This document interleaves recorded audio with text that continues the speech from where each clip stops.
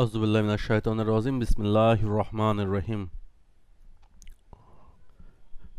আজকে আমরা কথা বলবো সূরা বাকারা নিয়ে।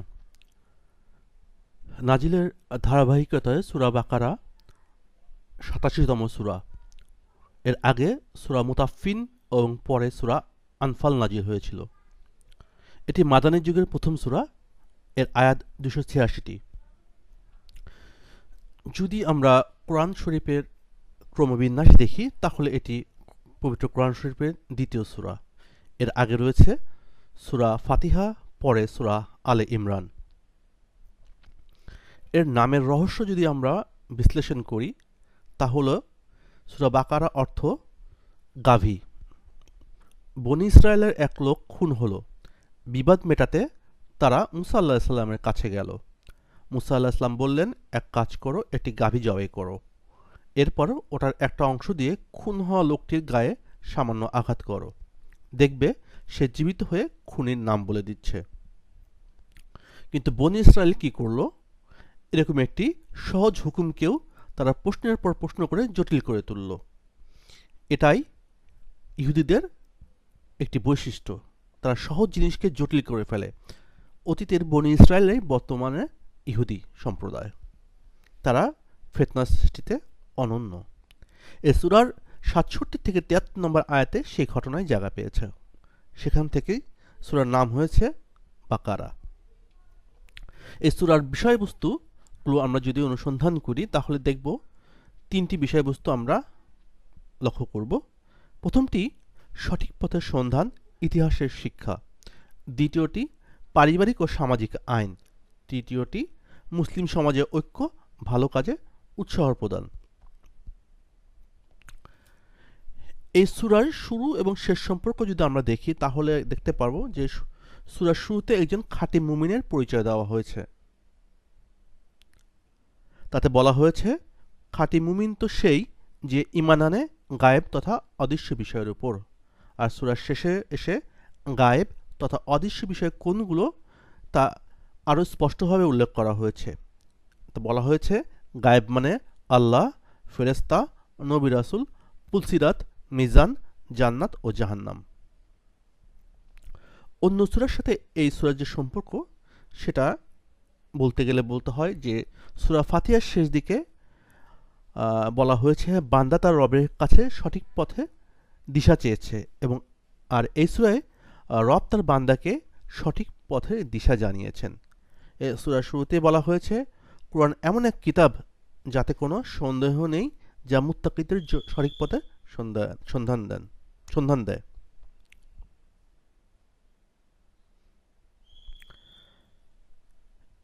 এই সূরার প্রথম লাইন, আলিফ লাম মিম যালিকাল কিতাবু লা রাইবা ফি হুদাল লিল মুত্তাকিন। তো এটাই এখানে বলা হয়েছে। এর শুরুটা ঠিক সেইভাবে এখানে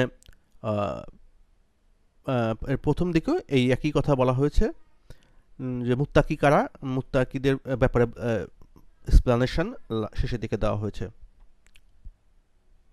শানে নজুল যদি আমরা দেখি তাহলে এর সময়কাল বা এর প্রেক্ষাপট আমরা দেখতে পাবো যে হিজরত করে মদিনায় যখন নবীজি এলেন, মদিনার দূরেই ইহুদিদের বসতি ছিল। ইহুদিরা নিজেদেরকে তাওরাতের অনুসারী দাবি করত, যেটা এর আগে বলেছি। মুসা আল্লাহ সাল্লামের মুসা আল্লাহ সাল্লামের অনুসারী দাবি করত নিজেদেরকে তারা। তো তারা বনী ইসরায়েলের অংশ ছিল। ফলে ইসলাম, রাসূল ও বা আসমানি কিতাব এগুলো সম্পর্কে ওদের ভালোই জানাশোনা ছিল। সেই হিসেবে আশা ছিল নবীজি মদিনায় ঠাঁই নেওয়া মাত্রই তারা ইসলাম কবুল করবে। কারণ যেহেতু তারা আগে থেকে জানে যে হযরত মুহাম্মদ সত্য নবী এবং তার আসার কথা রয়েছে, ইহুদিদের খ্রিস্টানদের বিভিন্ন কিতাবে এই ব্যাপারে তাদেরকে অগ্রিম সতর্ক করা হয়েছে, অগ্রিম বলে দেওয়া হয়েছিল। কিন্তু সেটা আসলে ঘটেনি, ঘটল ঠিক উল্টাটা। ইহুদিরা নবীজিকে চিনেও না চেনার ভান করলো, তাদের আধিপত্য যাতে কমে না যায়। অর্থাৎ তারা জানতো যে আমরা যদি নবী সাল্লাল্লাহু আলাইহি সাল্লামকে স্বীকার করে নিই তাহলে আমাদের যে অহংকার বা আমাদের যে স্ট্যাটাস সেটা থাকবে না, তার উম্মত হতে হবে আমাদেরকে, যেটা তারা চাইতো না। তারা নিজেরা নেতা হইতে চাইতো। আহ, তো ইহুদিরা আসলে তাওরাত অনুসরণ করতো নাম ওয়াস্তে, মানে বর্তমানে মুসলমানরা যেরকম কোরআন অনুসরণ করে নাম ওয়াস্তে অধিকাংশ মুসলিম, তো ইহুদিরা আসলে ওই সময় করাপ্টেড হয়ে গেছিল। তারা তাওরাত ঠিকমতো ফলো করতো না। তাওরাতে যেসব বিধান ওদের রুচি মতো হতো না সেগুলো ওরা বদলে ফেলতো, নিজেরা নিজেরা আইন বানাতো। যেমন আমাদের কিছু বিদাত তৈরি হয়েছে ইসলামে, আমরা বিদাত ঢুকাই ফেলছি, আমরা নিজস্বভাবে অনেকেই অনেক কিছু এক্সপ্লেনেশন দেওয়া শুরু করছি। তো এটা ওরা করতো, আর সুযোগ বুঝে তা আল্লাহর বিধান বলে চালিয়ে দিত। আপনি এখন অনেক নতুন নতুন হাদিস বের হচ্ছে যা ইসলামের মূল যে স্ট্র্যাটেজি সেটা থেকে অনেক আলাদা। সুদ, জেনা, মিথ্যা কথা এসব ছিল ওদের কাছে ডাল ভাত। তো এখনও কিন্তু আমাদের কাছে সুদ, জেনা, মিথ্যা কথা এগুলো ডাল ভাত হয়ে গেছে। তো ওরা যখন দেখলো নবীজি অনুসরণ করলে পাপের দরজায় খিল পড়বে, খায়েশ মতো কুকর্ম করা যাবে না, তখনই ওরা বেঁকে বসলো। আল্লাহ তখন এ সূরার বেশ অনেকগুলো আয়াত ওদেরকে সম্বোধন করে নাজিল করলেন। ঝকঝকে আয়নার মতো পরিষ্কার তুলে ধরলেন ইহুদিদের সত্যিকারের ইতিহাস। আল্লাহ ওদেরকে জানিয়ে দিলেন, তোমরা যে নিজেদেরকে তাওরাতের অনুসারী দাবি করছো তা মোটেও সত্য নয়। এই যে তোমরা ইতিহাসের দলিল দস্তাবেজ, মানে তাদেরকে কিন্তু দলিল দস্তাবেজ সাবমিট করা হয়েছে বা শো করা হয়েছে যে দেখো এইখানে এখানে কিন্তু মানে তোমরা ঠিকমতো আইন মানতেছো না। আবার সে সময় মদিনায় মাথাচাড়া দিয়ে উঠতে লাগলো মুনাফিকরা, তাদেরকে নিয়ে আলোচনা করা হলো বিস্তর। তাছাড়া মদিনা তত্ত্বজন্য একটি ছোটোখাটো ইসলামী রাষ্ট্র হিসেবে পরিচিত পেয়ে গেছে, রাষ্ট্র চালাতে আইন লাগে। তো এই জন্যই বলা হয় কোরআন হচ্ছে ইসলামিক জীবনের আইন গ্রন্থ। কারণ প্রতিটা সূরার মাধ্যমে আল্লাহ আল্লাহ রসুল আল্লাহর কাছ থেকে বিভিন্ন আইনের বিভিন্ন সমাধান নিয়ে আসতেন। সেই সমাধানগুলো একটার পর একটা আমরা জানতে পারবো। তো সেই সূরার ধাপে ধাপে আইনগুলো পাঠানো হলো। নাগরিক জীবন, সামাজিক জীবন, অর্থনীতি, রাজনীতি ইত্যাদি ব্যাপারে একটি ইসলামিক রাষ্ট্রের রূপরেখা কেমন হবে তার খুঁটিনাটি আলাপ নিয়ে সূরাটি নাজিল হয়েছে। এই যে আমরা মুসলিমরা দাবি করি যে কোরআন হচ্ছে সংবিধান, কেন করি? কারণ Quran is a fulfilled guideline for the country, for the society, for the human life. তো এখানেই সেটার প্রমাণ রয়ে গেল। এরপর আমরা যদি দেখি এর কিছু কিছু অংশ আমরা পাই। যেমন একটা অংশ হচ্ছে ঐশী সূচনা। মানে ঐশী সূচনা বলতে আমরা যদি বলি যে এখানে মানুষ সৃষ্টি হয়েছে কিভাবে, মানে এটা আসমান জমিনের সৃষ্টি কিভাবে, মানে এটার সৃষ্টি হয়েছে, আল্লাহ পাক কেমনে সৃষ্টি করছে তার একটা উদাহরণ এক্সপ্লানেশন বা ডিটেলস আমরা এখানে পাই। সূরা পয়লা অংশে মানুষ সৃষ্টির ইতিহাস এসেছে, মানে আমাদের দৃষ্টিটা আসমানের দিকে নেওয়া হলো, বলা হলো সেখান থেকেই তোমাদের সূচনা, যেখান থেকে তোমাদের সূচনা সেখান থেকে হিদায়াতের আলো ও বিধান পাঠানো হবে। অর্থাৎ আসমানে আমাদের সৃষ্টি, আসমান থেকেই আমাদের সব রিসোর্স আসবে। দুনিয়াবি ইতিহাস, এবার দৃষ্টি নামিয়ে আনা হলো দুনিয়ার অতীতের মানুষের দিকে। অতীতে বহু মানুষ কীভাবে সেই আসমানি রশি ছেড়ে দিয়েছে, কীভাবে আল্লাহর রহমত থেকে তারা বঞ্চিত হয়েছে, আল্লাহর দেওয়া ওয়াদা ভুলে থেকেছে, সেই ইতিহাস জানানো হলো ভবিষ্যৎ কর্মপন্থা। এবার এই দুইটো দৃশ্যপট সামনে রেখে আমাদেরকে আমার কর্মপন্থা বুঝিয়ে দেওয়া হলো। আসমানের টর্চ লাইটটি ফের হাতে তুলে নিয়ে নতুনভাবে পথ চলার দিক নির্দেশনা দেওয়া হলো সূরার শেষ ভাগে। এই সূরার ফজিলত যদি আমরা বলি তাহলে দেখব রাসূলুল্লাহ সাল্লাল্লাহু আলাইহি ওয়াসাল্লাম বলেছেন তোমরা সূরা বাকারা পড়ো, কেননা তা আঁকড়ে ধরায় বরকত রয়েছে আর ছেড়ে দেওয়ায় আফসোস। তাছাড়া জাদুকররা ওটার সামনে টিকতে পারে না। এটি মুসলিম শরীফের 804 নম্বর হাদিস। নবীজি আরও বলেছেন, তোমরা তোমাদের ঘরগুলোকে কবর বানিও না, মনে রাখবে যে ঘরে সূরা বাকারা পাঠ করা হয় শয়তান সে ঘর থেকে পালিয়ে যায়। মুসলিম শরীফের 780 নম্বর হাদিস। নবীজি আরও বলেছেন, যে ব্যক্তি কোরআনের প্রথম 7টি সূরা আঁকড়ে ধরবে সে জ্ঞানী। এটি আহমদ আল মুসনাদ 24,443 নম্বর হাদিস। তো আমরা যদি বলি সেটা হলো যে কঠিন সময়ে যত ধৈর্য ধরা আর নামাজের মাধ্যমে সাহায্য চাওয়া যাবে, আল্লাহর সাহায্য তত তাড়াতাড়ি নেমে আসবে। এর সূরার মূল বিষয়বস্তু বনু ইসরায়েলের হাত থেকে বনি ইসমাইলের হাতে নেতৃত্বের পরিবর্তন। আবার বলছি, বনি ইসরায়েলের হাত থেকে বনি ইসমাইলের হাতে নেতৃত্বের পরিবর্তন। আপনারা বনি ইসমাইল এবং বনি ইসমাইলের মধ্যে যে পার্থক্য সেটা দেখে নেবেন, বা আমরা হয়তো পরে আরও পর্যালোচনা করব। তো বনি ইসমাইল হচ্ছে আপনার ইহুদি, এবং বনি ইসমাইল থেকে আমাদের মুসলিম জাতি শুরু। কিন্তু এটা কিন্তু আপনার দুটাই কিন্তু ইব্রাহিম আলাইহিস সালামের বংশ থেকে আসছে। বনি ইসরাইল এবং বনি ইসমাইল দুটাই কিন্তু ইব্রাহিম আলাইহিস সালামের বংশধর। তো এই সূরার গতিপথ বা এই সূরা কোথায় কোথায় টার্ন নিছে, কোথায় কিভাবে টার্ন নিছে সেটা যদি আমরা একটা আলোচনা করি তাহলে দেখতে পারবো যে আল্লাহর প্রতিনিধি হিসেবে বলা হয়েছে যে মানুষকে আল্লাহ তাআলা দুনিয়াতে পাঠিয়েছেন তার প্রতিনিধি হিসাবে। দুনিয়ার বুকে আল্লাহর আইন কার্যকর করা বা আইন প্রতিষ্ঠা করাই হলো মানুষের প্রধান দায়িত্ব। এই আমার বাসায় ফ্রিজ নেই, আমার বাসায় এসি নেই, আমার গাড়ি কিনতে হবে বা আমার এ নেই সেই নেই সেটা না। আমাদের প্রধান দায়িত্ব আল্লাহর ইবাদত করা। এটা আমরা ভুলে যাই। আমরা দুনিয়ার কাজের জন্য ইবাদত করতে পারি, নামাজ পড়তে পারি না, এটা বলি ম্যাক্সিমাম টাইম, এটাই বলি আমরা। কিন্তু আসলে উচিত ছিল যে নামাজের জন্য আমরা দুনিয়ার কাজ করতে পারতেছি না। তো বনি ইসরায়েলের কর্মকাণ্ড ও পর্যালোচনা ও শিক্ষা সময়ের ধারাবাহিকতায় বনি ইসরায়েলের উপরও সেই একই দায়িত্ব বর্তায়, কিন্তু সেই দায়িত্ব পালনে তারা ব্যর্থ হয়। যেটা বলছিলাম, তারা নিজেদেরকে করাপ্টেড করে ফেলে, তারা নিজেদেরকে দূষিত করে ফেলে, তারা তারা আহ, তাদের যে গ্রন্থ, পবিত্র গ্রন্থ, সেটাকে নষ্ট করে দেয়, সেটাকে পলুটেড করে দেয়। ফলে নেতৃত্ব দেওয়ার যোগ্যতা তারা হারিয়ে ফেলে। স্বতন্ত্র জাতি হিসেবে মুসলিমদের উত্থান। পরবর্তী সময়ে নেতৃত্বের এই দায়িত্ব আল্লাহ বনি ইসমাইল অর্থাৎ মুসলিম জাতিকে দিলেন। নেতৃত্বে পাল্লা বদলের দৃষ্টান্ত হিসেবে মুসলিমদের জন্য কিবলা দিক পরিবর্তন করে দিলেন তিনি। আইন ও নৈতিকতা। নেতৃত্বের ক্ষেত্রে সবচেয়ে জরুরি বিষয় হলো নৈতিকতা। তাই মুসলিমদের জন্য আল্লাহ ঠিক করে দিলেন ন্যায় ও ভারসাম্যপূর্ণ সমাজ পরিচালনার ফ্রেমওয়ার্ক কোরআনের মাধ্যমে। প্রণয়ন করলেন ইসলামের বেশ কিছু মৌলিক বিধান। তো আমরা যদি এখন ঘটনা বিশ্লেষণ করি, এগুলো কোথায় কোথায় আমরা পাবো, তো এখানে মানে কীভাবে এই ঘটনাগুলো ঘটলো, তো সেটা যদি আমরা দেখতে চাই তাহলে দেখব ইহুদিরা বাইতুল মাকদিসকে কিবলা মনে করত, অর্থাৎ মসজিদুল আকসা, এটা ইহুদিদের কিবলা। তাই আল্লাহ তাআলা মুসলিমদের জন্য আলাদা কিবলা ঠিক করে দিলেন, সেটা হলো পবিত্র কাবা। এরকম বহু ঘটনা আছে যেখানে দেখা যায় ইহুদিরা যা যা করত নবীজি মুসলিমদের তার চেয়ে ভিন্নতা করতে বলতেন। বর্তমান সমাজে আমাদের বাংলাদেশে অনেক আপনি বিদাত পাবেন যেগুলো আমরা হিন্দু ধর্ম থেকে নিয়ে নিয়েছি। মুসলিম বিয়েতে হলুদের কোনো প্রচলন নাই, আমরা এটা হিন্দুদের দেখে নিয়েছি। এরকম আরও অনেক কিছু, এই যে রাত জেগে মিলাদ মাহফিলের যে ব্যাপারগুলো, এগুলো কিন্তু ইসলামে ছিল না।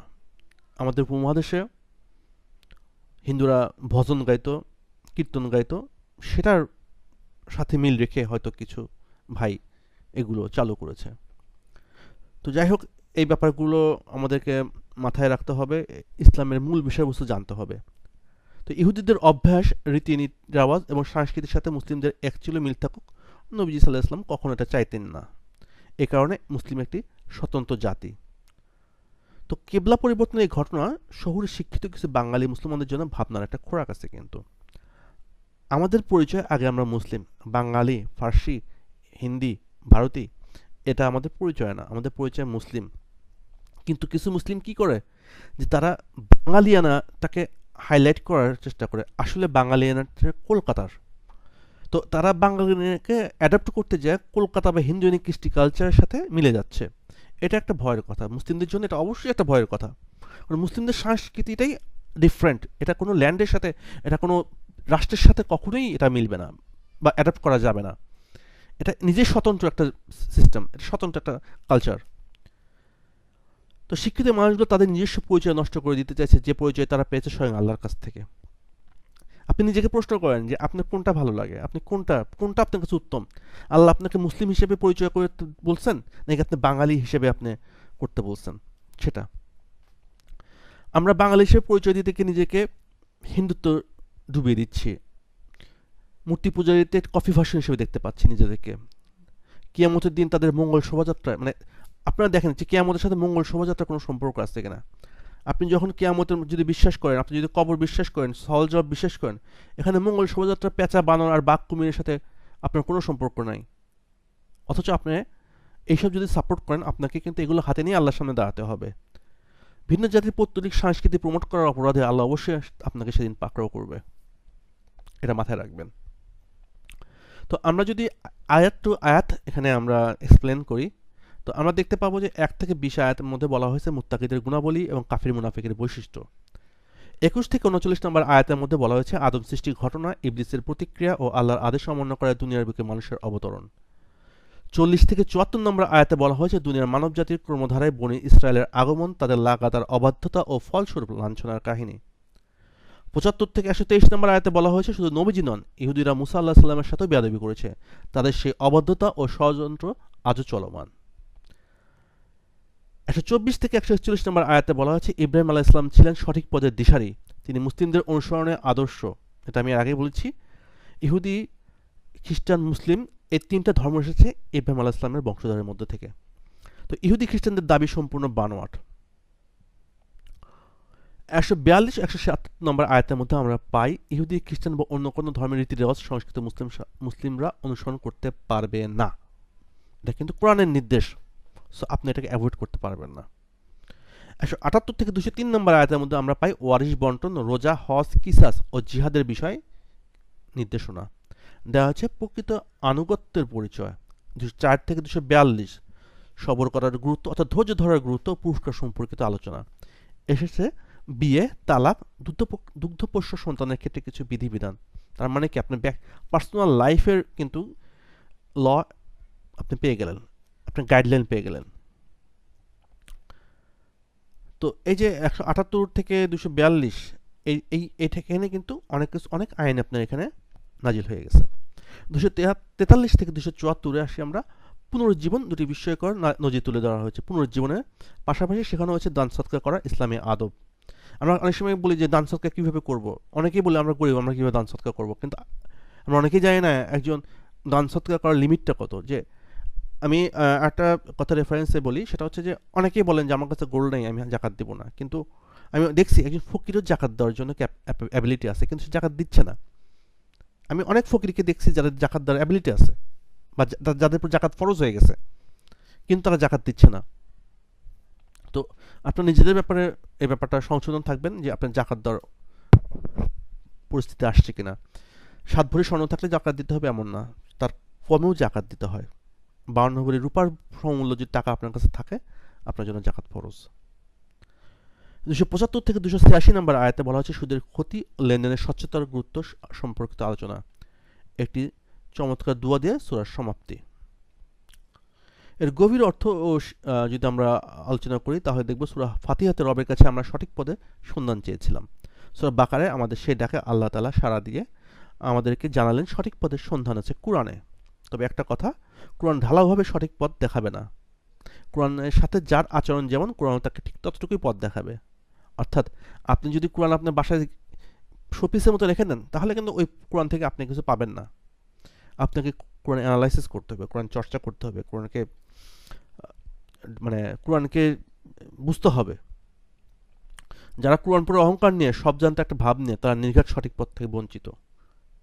অনেকে আছে হাফিজ, কোরআন হাফিজ, তো তাদের অহংকার, তারা কোরআনকে নিয়ে অনেক গর্ব করে, বা আমি কোরআন পড়তে পারি, আমি কোরআন এক্সপ্লেন করতে পারি।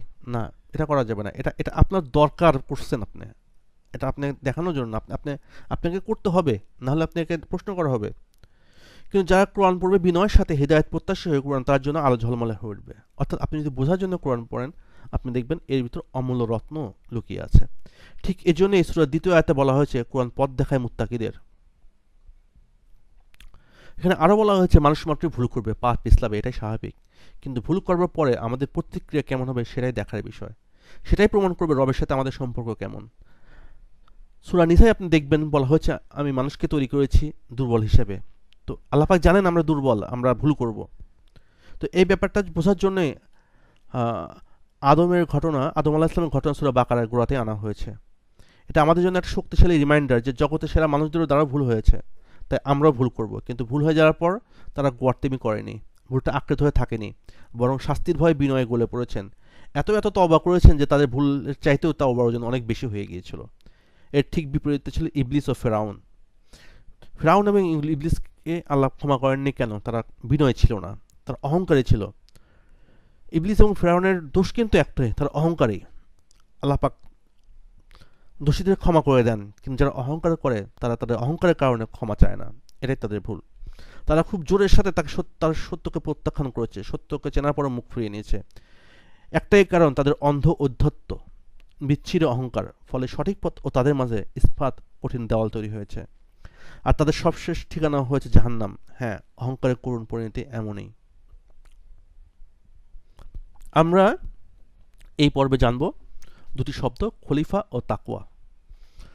খলিফা শব্দটি কোথা থেকে এসছে, তাকওয়া শব্দটি কোথা থেকে এসছে? খলিফা শব্দটি আসছে, মানুষ সৃষ্টির আগে আল্লাহ ফেরেশতাদের বললেন, আমি দুনিয়াতে খলিফা তথা প্রতিনিধি পাঠাবো। কিন্তু দুঃখের কথা হলো, সেই খলিফা কথাটির অর্থই আমাদের ঠিকঠাক জানা নেই। গোড়ায়াতেই গলদ। আমরা এখন কাপড় সেলাই করা দর্জিকে বানিয়েছি খলিফা। গাঁও গ্রামে আবার এলাকার মাতব্বরগুলোকে খলিফা ডাকতে দেখা যায়। এটা একটা আফসোসের কথা। খলিফা একটি সম্মানজনক কথা, সম্মানজনক উপাধি। এর মতো একটি ওজনদার শব্দকে আমরা এমনভাবে নষ্ট করে ফেললাম। অথচ খলিফা হলেন যারা মানুষের মধ্যে বিচার ফয়সালা করার ক্ষেত্রে আল্লাহর প্রতিনিধিত্ব করবে।